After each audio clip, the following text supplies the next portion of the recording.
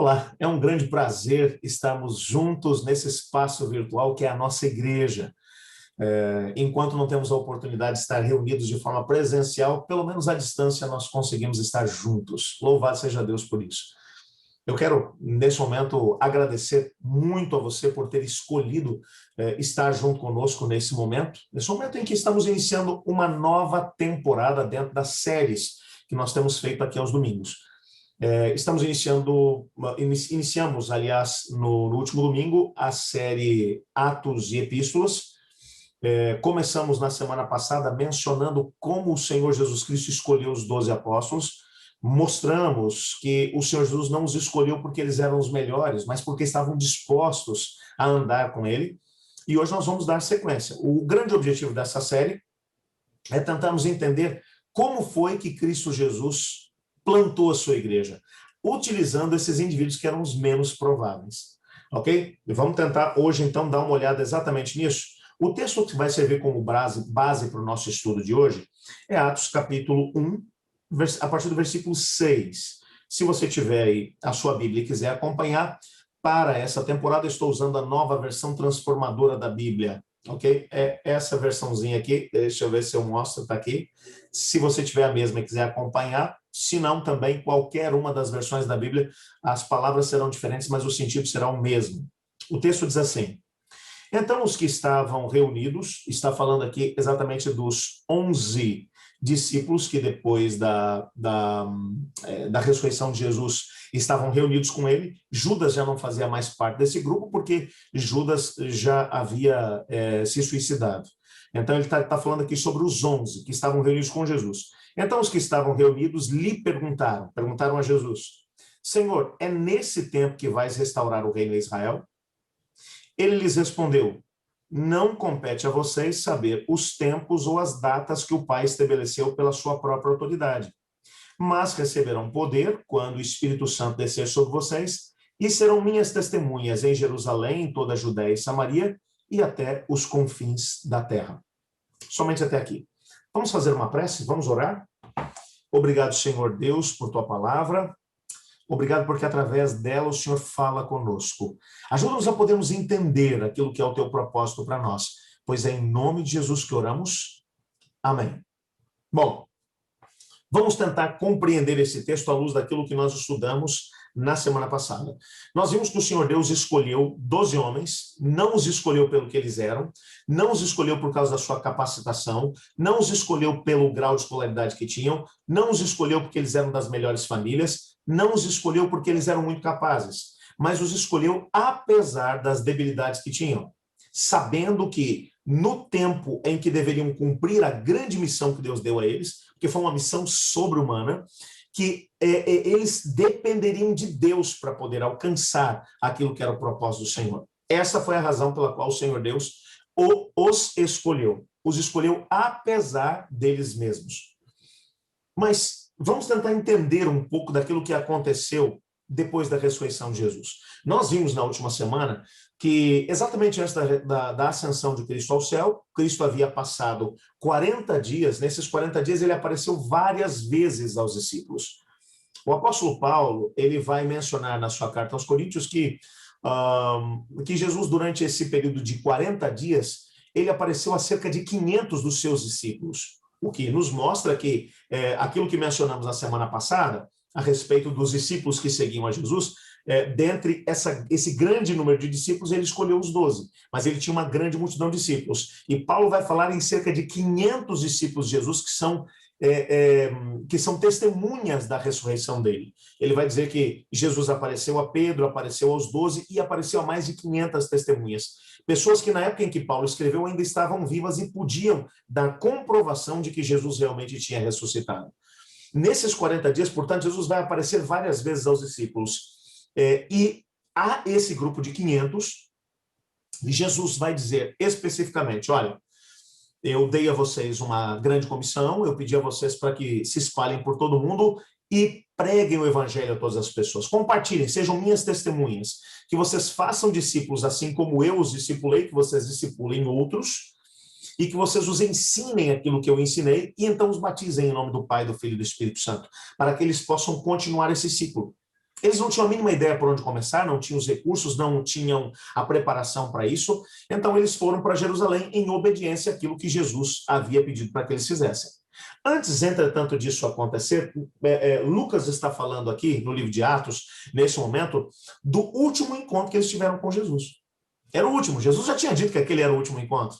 E Jesus já tinha dado a eles a grande comissão, e um pouco antes de subir ao céu, era como se Jesus dissesse: tem mais alguma coisa que eu posso fazer por vocês antes de poder ir para o Pai? Porque eu vou para o Pai, mas eu vou voltar, como eu prometi, ok? Mas então, estou indo agora. Tem mais alguma coisa que vocês precisam de mim? E essa foi a resposta que ele teve por parte dos apóstolos. Antes de falar sobre essa resposta, só para você poder entender um pouquinho daquilo que foi a obra desses discípulos, que foi uma obra inimaginável. Quando você pensa nesse grupo, e se você não assistiu ao sermão da última semana, por favor, faça uma coisa.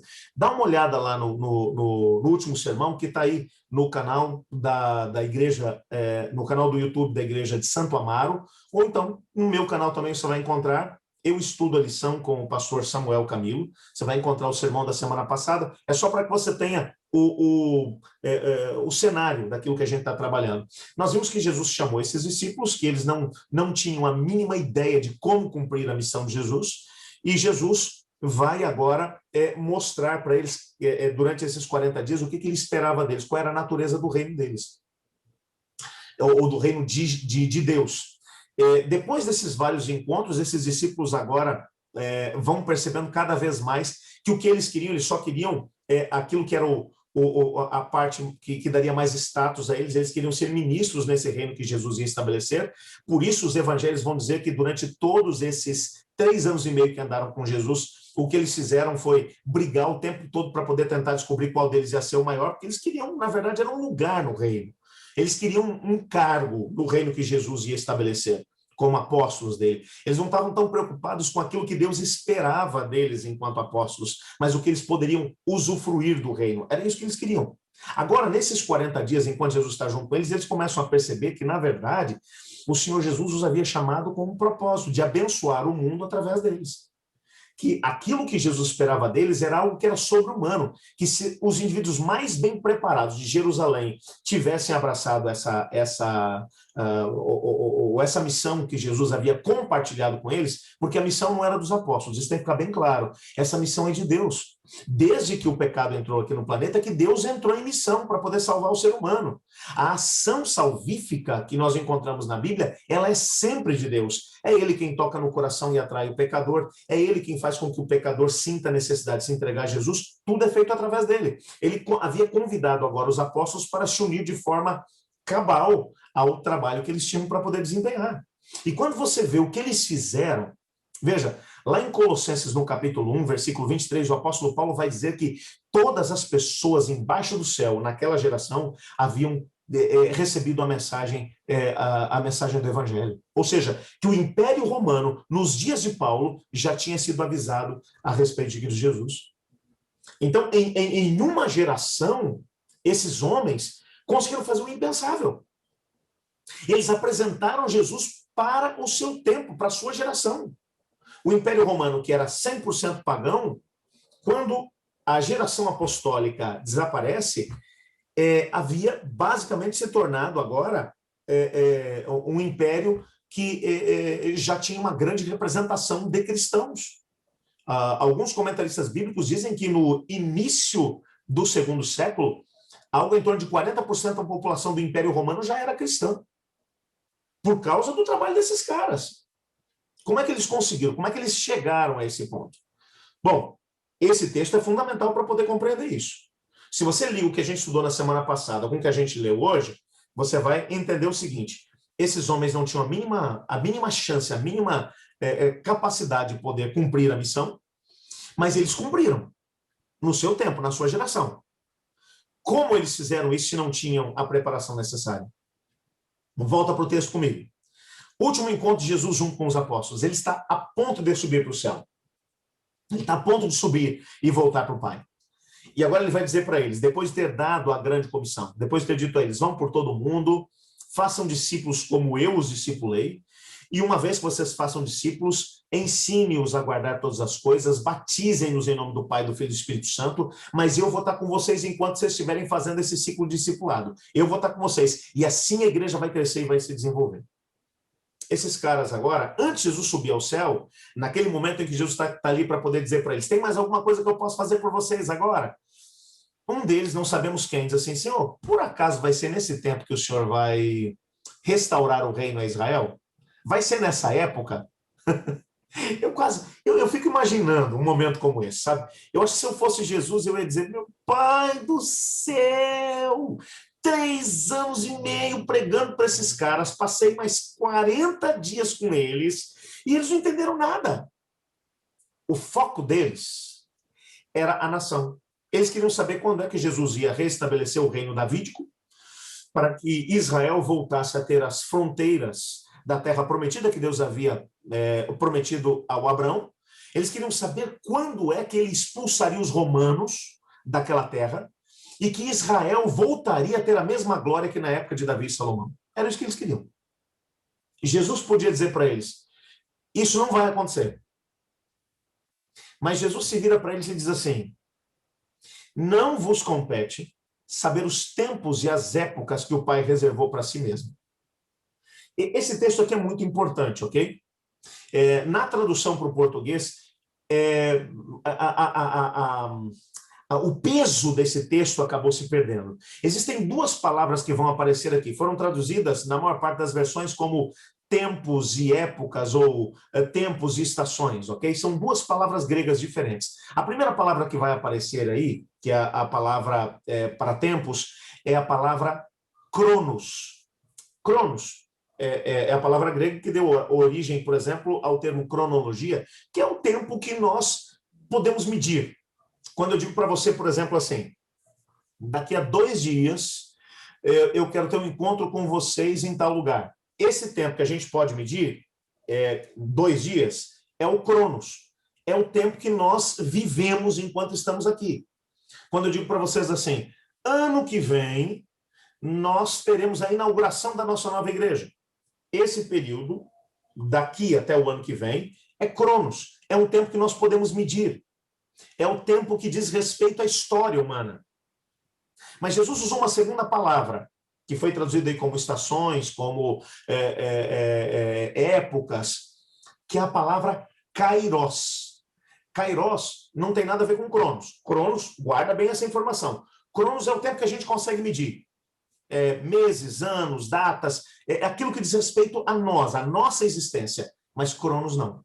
Cronos pode ser traduzido como o tempo de Deus, como o momento em que Deus invade a história para poder mudar a experiência humana. É o momento da intervenção de Deus no Cronos, ou seja, é o momento em que Deus entra no tempo em que nós estamos vivendo e ele muda a história da humanidade através de uma ação sua. Um exemplo disso, quando o povo de Israel era escravo no Egito, chegou o Cronos de Deus, chegou o momento em que Deus iria intervir para libertar o seu povo do cativeiro egípcio. Para fazer isso, ele vai lá, chama Moisés, levanta Moisés como seu libertador, e Moisés agora é usado como instrumento de Deus para que o Cronos de Deus, para que a intervenção de Deus na história aconteça. E Deus, através de Moisés, que é o instrumento de Deus para que essa intervenção de Deus na história aconteça, Moisés, ele vai ser usado como instrumento para que as pragas venham sobre o Egito e que o povo de Deus seja libertado. Esse tempo em que o povo de Deus está sendo libertado por uma ação de Deus na história, esse tempo é o Cronos. Portanto, quando nós falamos sobre a segunda vinda de Jesus, a segunda vinda de Jesus é um Cronos, é o momento em que Deus vai intervir na história da humanidade para salvar os seus filhos e trazer julgamento, juízo para a terra. Ok? Toda vez que Deus intervém na terra, a Bíblia vai usar o termo Cronos, que é o tempo de Deus, é a intervenção de Deus na história. Então Jesus está dizendo para eles assim, ó, não compete a vocês saber as datas e as estações, nem o Cronos, e nem o kairos. Desculpa, eu usei aqui o termo kairos, mas a intervenção, o cronos, mas o termo kairos é a intervenção de Deus na história. Desculpa, eu acabei usando o cronos para as duas situações, tá bem? Cronos é o tempo que nós podemos medir. Kairos é a intervenção de Deus na história. Então, Jesus está dizendo, vocês não conseguem nem sequer entender o cronos, que é o tempo que vocês vivem. Por quê? Porque nós não sabemos o que vai acontecer amanhã. Nós não sabemos o que vai acontecer daqui a um segundo. Nós fazemos planos e daqui a pouco alguma coisa acontece e nós simplesmente desaparecemos, deixamos de respirar, fechamos os olhos e abraçamos a morte. Nem o cronos nós entendemos, quanto mais o kairos, que é a intervenção de Deus na história. Jesus está olhando para os apóstolos aqui e está dizendo assim, ó, vocês estão preocupados com o cronos agora, quando eu vou mudar, quando o pai vai mudar aqui a história de Israel. Não compete a vocês nem saber o cronos e muito menos o kairos, que é quando Deus vai intervir na história de vocês para poder mudar a história.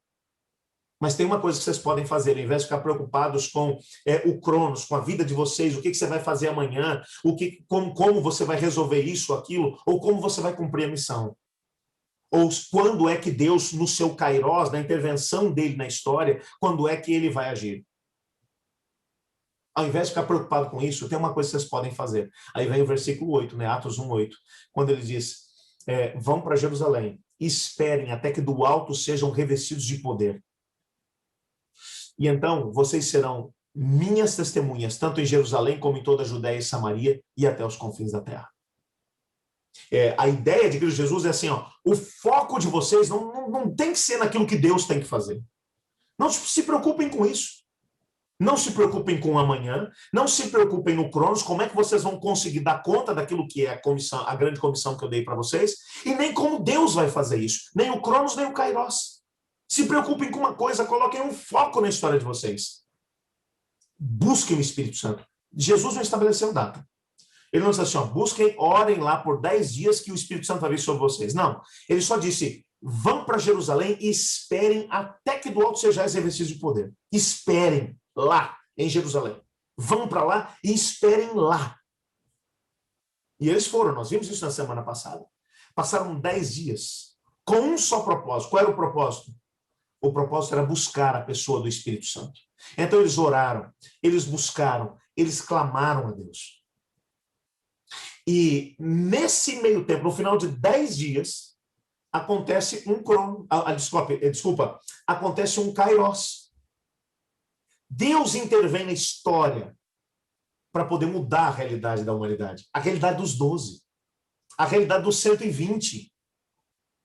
Falar em 120, deixa eu abrir aqui um parênteses para poder mencionar uma coisa para vocês. Lembra que eu falei para vocês logo no começo do nosso estudo que Paulo menciona que Jesus apareceu para cerca de 500 testemunhas e disse para eles que eles deveriam esperar em Jerusalém.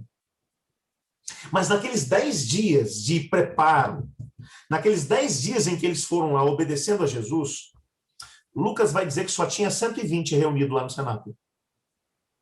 Então eu pergunto, se Jesus apareceu para cerca de 500 e disse para os 500 que eles deveriam esperar em Jerusalém, aonde estavam os outros 380? Por que esse pessoal também não foi para Jerusalém? Se eram cerca de 500 discípulos, testemunhas da ressurreição dele, e ele disse para esse pessoal que eles deveriam esperar em Jerusalém até que do alto fossem revestidos de poder, por que só tinha 120? Aonde estavam os outros 380? Nós não sabemos onde é que estavam os 380. Talvez, dizem alguns comentaristas bíblicos, que provavelmente alguns teriam dito assim, mataram Jesus, o Sinédrio está à procura dos discípulos do Senhor. Se a gente for para Jerusalém, é o último lugar onde a gente deveria ficar. Jerusalém é um lugar complicado, Jerusalém é um lugar que estão querendo perseguir a gente. Não é para lá que a gente tem que ir agora. E talvez, usando o seu raciocínio e a lógica, tenham dito, não faz sentido obedecer Jesus, não vão para Jerusalém, vão para qualquer outro lugar. E quando aconteceu o Pentecostes, eles não estavam lá, tinha 120. Todos os 120. Nós não sabemos quem eram eles. Sabemos quem eram os 11. Nesse meio tempo, eles escolheram o 12º, que era o Matias. Não vou entrar nos méritos da questão da escolha dele agora. Eles, lá junto, o texto bíblico vai dizer que estava Maria, mãe de Jesus, que estavam os irmãos dele, Tiago, e ao mesmo tempo Judas, e os outros e as irmãs dele também, porque a partir da ressurreição eles passaram a crer em Jesus. e eles também estavam lá. Não sabemos quem eram os 120, mas sabemos que eram todos discípulos de Jesus. Eles estavam lá. E os 120 que estavam lá foram cheios do Espírito Santo do Senhor. Os 380 ficaram perdidos na história. Não sabemos quem eram eles, sabemos apenas que eles receberam uma ordem de Cristo Jesus como discípulos de irem para Jerusalém, mas não foram. E porque não foram, não receberam o que os 120 receberam. No dia do Pentecoste, eles estavam todos reunidos num só lugar e aconteceu o Kairos. A intervenção de Deus na história. O Espírito Santo chegou em Jerusalém e chegou chegando. Houve um estrondo no centro da cidade.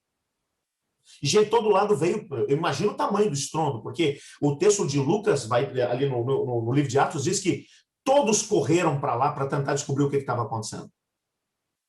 E o que eles viram foi línguas como que de fogo repartidas em cima da cabeça deles, e esses homens começaram agora a falar em outros idiomas e falavam das grandezas de Deus. E as pessoas começaram a ouvir, e não apenas a ouvir, mas eles... É engraçado que aconteceu uma coisa fantástica, que aconteceu um apelo ao contrário nesse momento, porque o apelo geralmente é feito daquele que prega. Ele diz, se você sentiu agora o toque do Espírito Santo, se entregue a ele.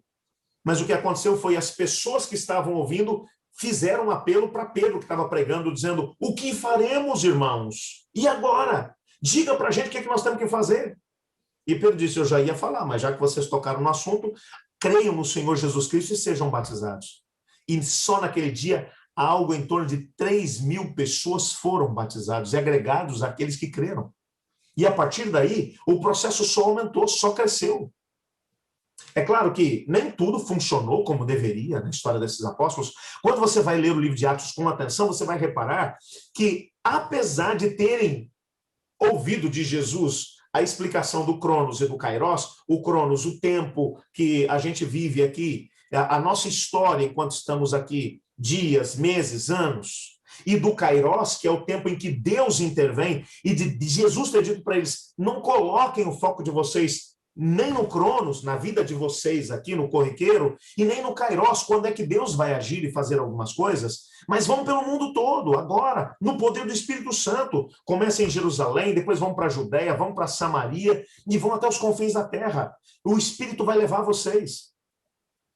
Mas pasme com aquilo que o livro de Atos vai contar para a gente. Eles passaram algo em torno de 20 anos em Jerusalém.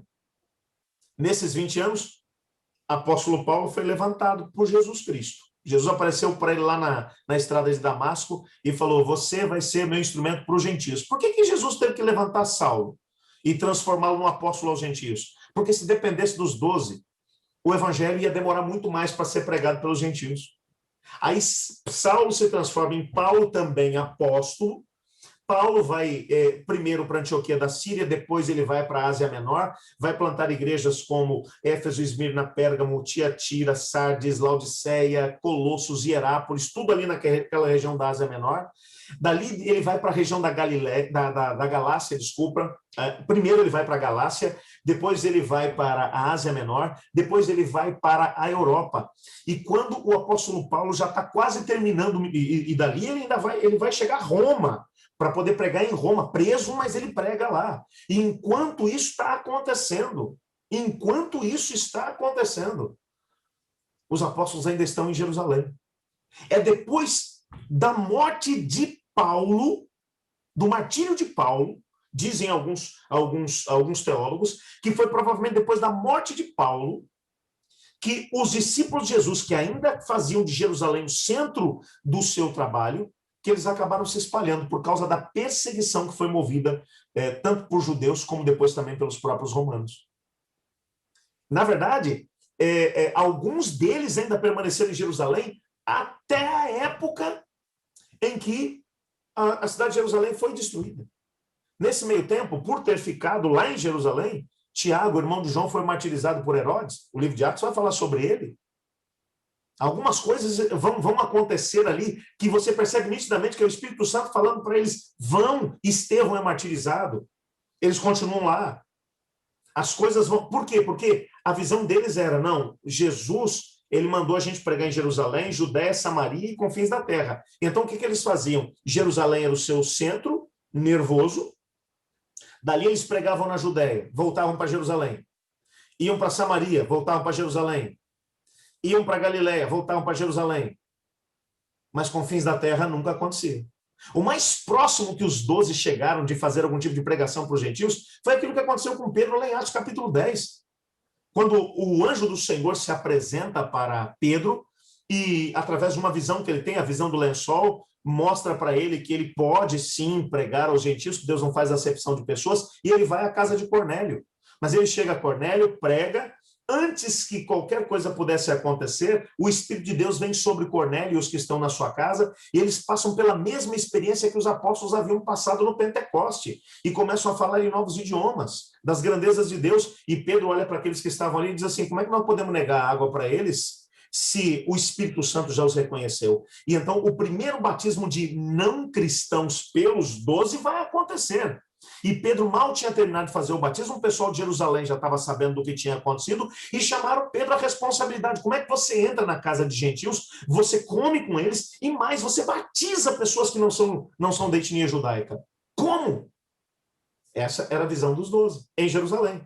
Enquanto eles estão discutindo isso, Paulo está plantando igrejas. Ele está plantando igrejas no meio de gentios, de gente que não é da etnia judaica, de gente que nunca tinha ouvido falar de Jesus, de forma tremenda. Ele vai para a Galácia, ele vai para a Ásia Menor, ele vai para a Europa, e ele está pregando, ele está expandindo o reino. Não é à toa que 40% do Novo Testamento saiu das mãos de Paulo.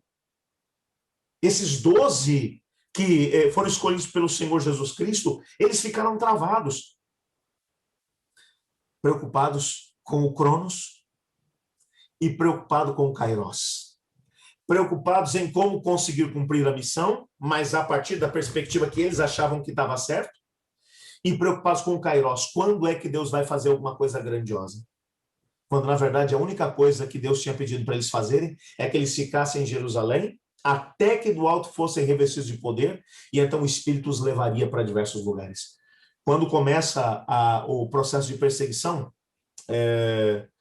alguns comentaristas bíblicos dizem que se baseiam naquilo que alguns pais da igreja mencionaram, de que os apóstolos, baseado nos dons que haviam recebido lá no Pentecostes, isso depois, muitos anos depois, cerca de 20 anos depois do Pentecostes, da morte e ressurreição de Jesus, eles se reúnem e, baseado no dom que haviam recebido, ou seja, da língua que haviam aprendido a falar, da etnia, do idioma que eles haviam começado a falar, depois do batismo do Espírito Santo no Pentecoste, eles foram olhar no mapa de Roma para saber aonde aquele idioma era falado. E eles se dirigiram para os lugares aonde esses idiomas eram falados, porque entenderam que o Espírito Santo os estava guiando para lá. Alguns deles tiveram um ministério muito curto, porque o processo de perseguição também aconteceu, é claro que sim, mas em grande medida porque perderam 20 anos preciosos em Jerusalém. Por que Deus escolheu esses homens? Por que Deus escolheu esses camaradas de cabeça tão dura, mesmo Jesus tendo ensinado, mesmo depois de terem recebido o Espírito Santo, ainda assim batendo cabeça em Jerusalém? Teve que acontecer um processo de perseguição para que a diáspora, a saída deles de Jerusalém acontecesse. Mesmo depois que a perseguição de Saulo começa, e que muitos vão embora de Jerusalém, os 12 ficam lá. Pedro, por exemplo, provavelmente foi o primeiro a sair, e ele sai depois dos eventos de Atos capítulo 12.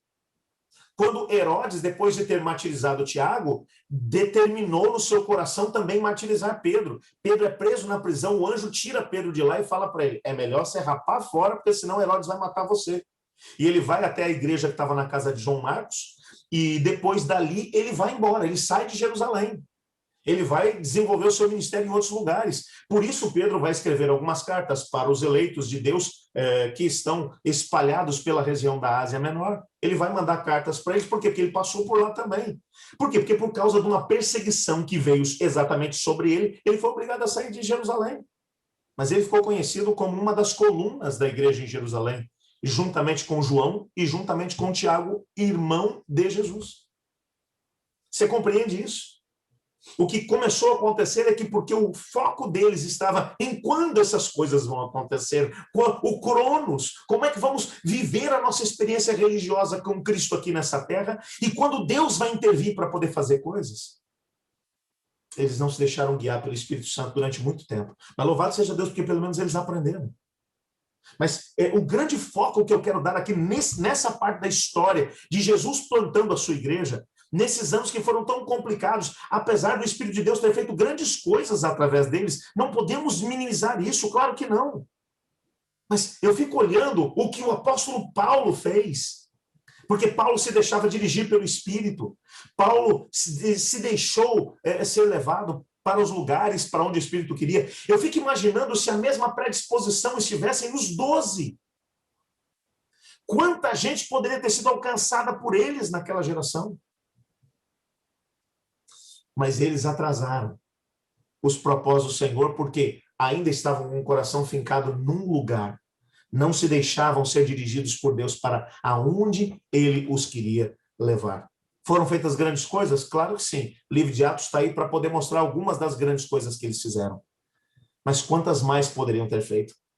Quando olhamos para o ministério de Paulo, nós temos uma noção de que poderiam ter feito muito mais. Foram 20 preciosos anos que eles precisaram ainda para poder entender. É para o mundo todo, por isso que nós recebemos esses idiomas, recebemos o dom de poder falar nessas novas línguas. E aí eles começam agora, tiveram a coragem, segundo aquilo que a tradição cristã vai dizer, tiveram a coragem de pegar o mapa do Império Romano e dividir o Império Romano entre eles. E aí sim, foram até as diversas nações para poder apregoar a morte e a ressurreição de Cristo Jesus. Eu fico me perguntando, esses homens precisaram de 20 anos, cerca de 20 anos para poder entender o que Deus queria deles. Mas antes de podermos jogar pedra neles, quanto tempo mais nós vamos precisar para poder entender os planos de Deus para nós? Quanto tempo mais nós vamos precisar até que do alto sejamos revestidos de poder, não apenas para podermos fazer aquilo que nós achamos que deve ser feito, mas para podermos ser o Kairós de Deus. Lembra do Kairós? O Kairós é quando Deus intervém na história, mas todas as vezes que Deus intervém na história, ele faz isso através de instrumentos. Sempre que ele quer mudar um momento, ele levanta indivíduos que foram preparados para aquele tempo. Jeremias, quando foi levantado para ser o último profeta antes do cativeiro, ele diz, eu não estou preparado num passo de uma criança, e Deus vai dizer, eu te levantei para esse tempo, para esse Kairós. Eu te levantei para esse tempo. Quando a apostasia é generalizada no Reino do Norte, em Israel, Deus levanta Elias. E Elias fala, Acabe vai me matar. E Deus vai dizer, foi para esse tempo que eu te levantei. É o instrumento de Deus para aquele tempo, é o Kairós de Deus agindo através dele. Quando o Senhor Jesus está para poder chegar, ele levanta João Batista. Um cara que é o menos preparado, por assim dizer, para desempenhar um trabalho. Cresceu provavelmente junto dos essênios, lá nas regiões do deserto. Prega no deserto, se veste mal, come umas coisas bem esquisitas. Mas é um instrumento através do qual o Kairós de Deus vai acontecer. E como ele é um instrumento de Deus, ele prepara o caminho para a chegada do Messias. E o Senhor Deus continua olhando para você e para mim, dizendo, não te preocupa com o Cronos e com o Kairós. Te preocupa em buscar o Espírito Santo para que você seja o meu instrumento nesse tempo e nessa geração. Deixa eu te falar. Na semana passada, uma pessoa me procurou. Nós começamos os cultos presenciais lá no Prudência, e uma pessoa me procurou me dizendo assim, um amigo da igreja, logo depois do culto, me ligou e me disse assim, pastor, eu estou fugindo daquilo que tem sido o plano de Deus há muito tempo. Muito tempo. Fui membro da igreja, mas acabei me afastando e por uma série de razões continuo afastado. Mas hoje eu senti um desejo incontrolável de poder assistir um sermão e comecei a procurar alguma coisa aí na internet para poder assistir. Me deparei com uma das mensagens que o senhor pregou aí na igreja e assisti através do YouTube, no canal de Santo Amaro, e a mensagem tocou no meu coração. E eu entendi que é o tempo de eu poder voltar para Deus. E nós tivemos uma longa conversa, algo de em torno de 3 horas e pouco de conversa, me contando a sua história, a gente trocando ideia, eu mencionando aquilo que o Senhor Deus poderia fazer por ele, que decisões ele precisava tomar. Eu fiquei feliz da vida quando no final da conversa ele disse, pastor, eu estou com uma decisão tomada, firmemente alicerçada, vou voltar para Jesus. Kairós de Deus. Quando eu ia imaginar que um sermão desses pregado no domingo à noite poderia tocar no coração de uma pessoa e ela tomaria decisão por Cristo Jesus por um sermão? Eu nem estava pregando naquela hora. Porque ele assistiu depois, não foi ao vivo, não foi junto com a gente aqui no culto, foi depois. Mas uma decisão foi tomada. Deus pode usar as coisas mais loucas como seus instrumentos para que o Kairós aconteça, para que ele intervenha na história de pessoas. E ele continua procurando gente que só se coloque à sua disposição e diga: eu quero ser um instrumento de Deus, para que o Kairós, a intervenção de Deus na história, possa estar acontecendo. O Senhor Deus, ele quer agora preparar o mundo para a vinda de Jesus. E para que isso aconteça, ele quer nos usar como seus instrumentos. Gente, cá entre nós, ele foi capaz de usar os cabeça dura daqueles 12 apóstolos. Será que ele não pode usar você e a mim? Aqueles homens precisaram de 20 anos depois da ressurreição de Jesus para poder entender que eles tinham que ir pelo mundo todo. Quanto tempo mais o Senhor Deus vai ter que esperar para que a gente aprenda que ele está nos chamando para esse tempo e para essa geração, para ser os instrumentos através dos quais ele vai invadir a história e mudar a vida das pessoas? Eu espero que muito em breve, esse amigo, eu prometi a ele que não citaria o nome, esse amigo que com certeza está assistindo a gente agora, ele estaria descendo as águas batismais. Estou orando para que isso aconteça, para que a gente possa reinaugurar o reino de Deus na história dele. Talvez hoje esteja falando com uma pessoa que tem se perguntado se esse é o tempo de poder voltar para Jesus, é um tempo de pandemia, quem sabe eu tenho que esperar, e a sua existência está voltada para o Cronos, para os dias, para as semanas, para os meses. Será que esse é o tempo? Será que não é? Será que não tem que acontecer alguma coisa, um kairós de Deus aí para eu poder estar voltando? E Deus olha para você e para mim e diz: eu estou intervindo a história o tempo todo. Estou te dando oportunidade agora, através do que você está ouvindo, para você tomar a decisão de poder voltar para Jesus. Quem sabe, não é para você mesmo que o Espírito Santo está falando agora. E está te dizendo: suas férias acabaram. Volta para mim. Talvez estou falando para alguém que há muitos anos frequenta a igreja, é membro de igreja, mas não teve ainda a alegria de poder ser o instrumento de Deus para invadir a história na vida de alguém, para transformar a sua vida. Eu queria que você experimentasse isso agora. Então escuta bem o que Jesus tem a te dizer. E com isso eu quero terminar minhas considerações nessa noite. Atos capítulo 1, versículo 8. Mas receberão poder quando o Espírito descer sobre vocês, e serão minhas testemunhas em Jerusalém, em toda a Judéia e Samaria, e até os confins da terra. Sabe quando nós começaremos a ser os instrumentos de Deus para que o kairós de Deus aconteça na vida das pessoas que estão à nossa volta? Quando o nosso foco estiver no lugar certo. Ao invés de no cronos, nos tempos, naquilo que está acontecendo hoje, amanhã, mês que vem, ou esperando que algo sobrenatural, o kairós de Deus aconteça para a gente tomar uma postura. Quando nós deixarmos essas coisas todas de lado e colocarmos a nossa ênfase na busca pelo que deve ser a nossa busca. Vocês receberão poder quando buscarem, quando forem para Jerusalém, buscarem o poder de Deus. Nós temos que começar a clamar pelo Espírito Santo do Senhor cada vez mais e dizer: Senhor, eu preciso do Espírito do Senhor. Se o Espírito de Deus vier sobre você, então você começará a experimentar a alegria de ser o instrumento através do qual o Senhor Deus começará a invadir a história das pessoas que estão à sua volta. Eu quero pedir a Deus para que, assim como ele usou aqueles 12 homens, 12 apóstolos, lembra do que a gente viu hoje? E Jesus falou para 500, vão para Jerusalém e esperem para que o Espírito venha sobre vocês. Os 500 ouviram, 120 obedeceram, 120 receberam. Deixaram de pensar no Cronos e no Kairós e pensar em buscar o Espírito Santo. Era essa a prioridade. E mudaram a história do seu tempo, da sua geração. Eu quero te desafiar a fazer a mesma coisa. Parar de se preocupar com o Cronos. Coronavírus está aí, está difícil, não vamos fazer, meu pai, vai ter vacina, não vai. Tudo isso é importante, mas tem que ser relevado a segundo plano. Nossa prioridade, buscar o Espírito Santo do Senhor. E o kairós, quando vier a chuva serôdia, aí sim a gente vai começar a fazer alguma coisa. Não. Hoje a gente vai buscar o Espírito Santo do Senhor. E na hora em que ele quiser vir, ele pode ter a certeza de que eu vou ser o seu instrumento para podermos juntos invadirmos a história e mudarmos a vida das pessoas que estarão aqui, preparando-as para o retorno de Jesus. Você não quer pedir que para Cristo, para que essa seja a sua realidade? Ore comigo agora. Obrigado, Senhor, porque o Senhor nos escolheu como instrumentos. Ajuda-nos a podermos experimentar a realidade de sermos os teus instrumentos para que o Senhor no Kairos invada a vida, a experiência das pessoas e transforme-as em pessoas segundo o coração de Deus. Pois é em nome de Jesus que nós oramos. Amém.